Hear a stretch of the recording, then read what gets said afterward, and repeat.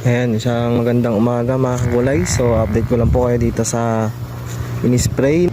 Ayan, ito po yung talungan po ni tatay. So ito na po yung epekto niya. Bali hinihintay na lang po namin dito mga kagulay yung paglalagas ng dahon.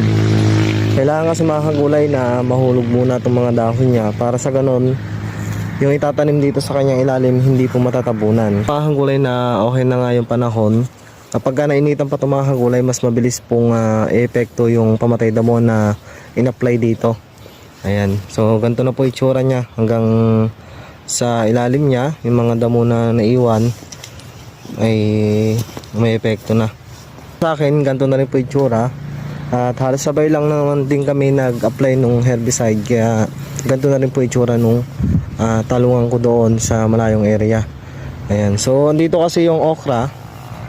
Ayan, yung pinakita ko sa inyo na medyo umangge. Makikita nyo meron pa mga epekto ng pamatay damo sa ibabaw. Kaya kung wala tong mga itong nasa bungad, sigurado maapektuhan lahat ng okra, lahat ng bungad. Ayan, so dito makikita nyo meron mga harang pa.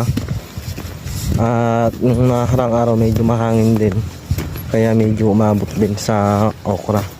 Yung okra naman mga kagulay, kahit na medyo naanggihan, medyo magkakaroon lang po ng pagka-delay sa kanyang paglabas ng mga bulaklak dahil nga sa pagkaamoy niya ng herbicide. Ayan, so ito yung tinamaan dahil di ba makikita nyo tagusto, umabot dyan.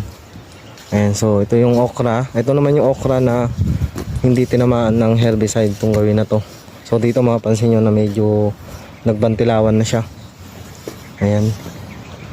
Pakinggan nyo lang po yung aking video ulit para makita nyo po yung aming pagtatanim dyan sa mismong loob ng talungan.